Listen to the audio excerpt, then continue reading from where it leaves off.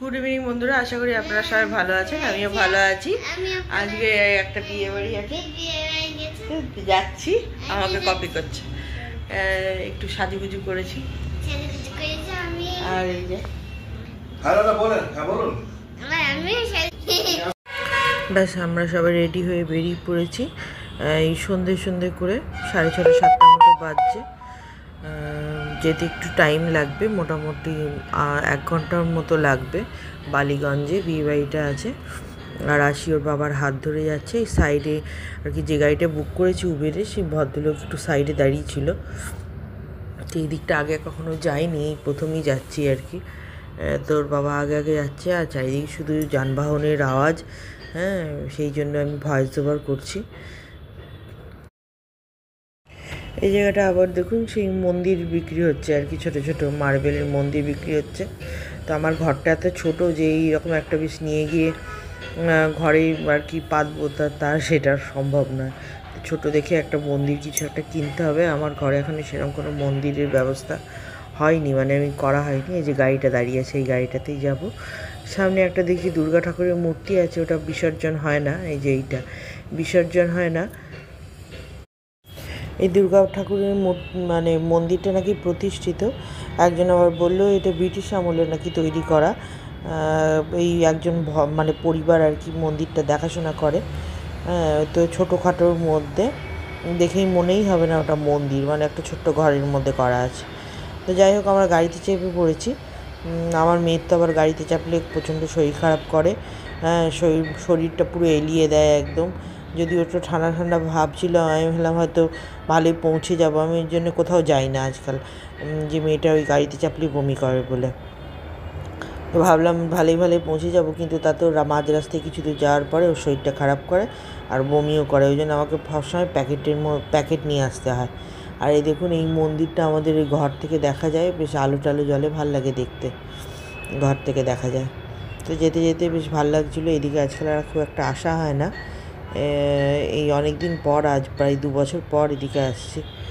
আর এই যে সব দুর্গাপুজো তো সবে গেছে, মানে দিওয়ালি গেছে, চারিদিকে আলো এখনও আছে আর কি, জ্বালিয়ে রেখেছে। খুব ভাল লাগছে দেখতে দেখতে অনেকটাই চলে এলাম।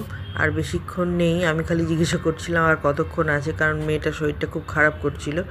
ঠিক মানে গিয়ে পৌঁছেছি বিয়েবাড়িতে, তার কিছুক্ষণ 5 মিনিট আগে মেয়েটা বমি করতে আরম্ভ করলো।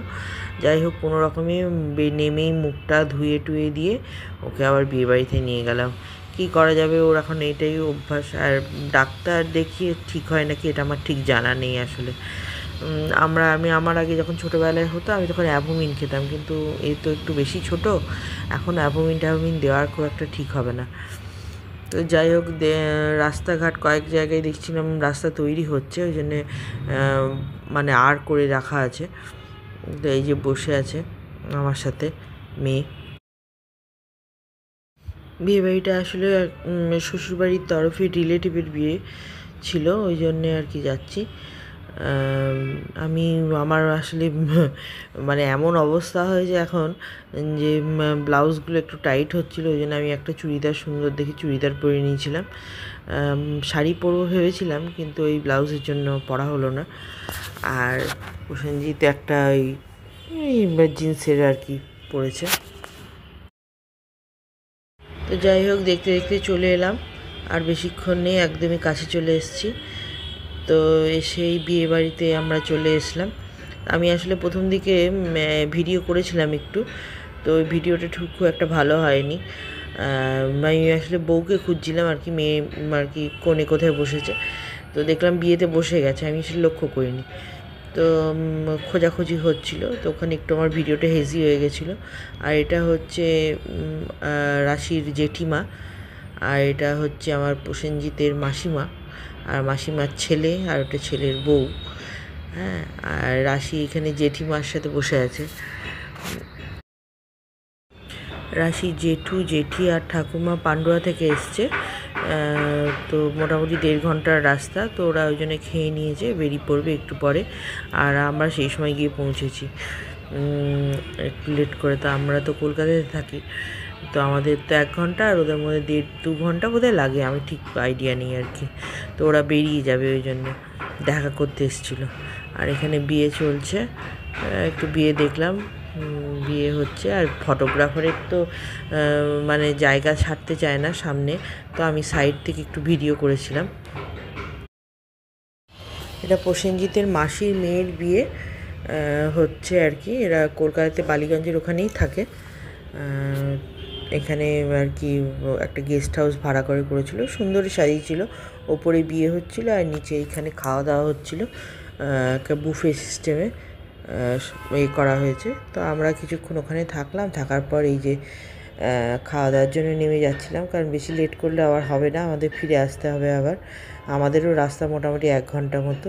তো মেয়েকে বললাম একটু দাঁড়া, একটু তোর ফটো তুলে দিই, ভিডিও করে দিই। তো দাঁড়িয়ে আছে, তো ওকে এরকমভাবে দাঁড়াতে শিখিয়েছি, তো যেখানে দাঁড়ায় এখন এরকমভাবেই দাঁড়ায়। আর এই যে লাইটিং করানো হয়েছে, সামনেটা সাজানো হয়েছে, এই দাঁড়িয়ে আছে সবাই। আমি স্টার্টারে একটু কফি আর পকোড়া খেয়েছিলাম, চিকেন পকোড়া টাইপের করেছিল, চিকেন পকোড়া, ভেজ পকোড়া, এই ধরনের অনেকগুলো মিশিয়ে করেছিল। তো এটা একটু খেয়েছিলাম, মেয়েটাও একটু খেয়েছিল। তারপর এমনি রাতের মেনুতে চলে গেলাম। তো রাতের মেনুতে ওই ভাত, কচুরি, আলুর দম আর খাসির মাংস করেছিল, আর মিষ্টি, দই, আইসক্রিম এগুলো করেছিল আর কি। তো এখানে খাওয়া দাওয়ার পরে একটু বসে আছি, কারণ ভাবলাম মেয়েটাকে একটু খাবারটা হজম করিয়ে নিয়ে যায়, তাহলে যদি গাড়িতে আর কি বমিটা না করে। তো এই জন্য একটু বাইরে বসেছিলাম কিছুক্ষণ, 1 ঘন্টার মতো। তো এত কসরত করলাম, কিন্তু তাতেও শেষ রক্ষা হলো না, ঠিক গাড়িতে আবার বমি করেছে। তো এখানে তাই তখন 10টা বাজছে আর কি, লোকজন অনেকেই চলে গেছে, আর আমরা বসেছিলাম বাইরেটায়, সাজানো গোছানো ছিল এরকম।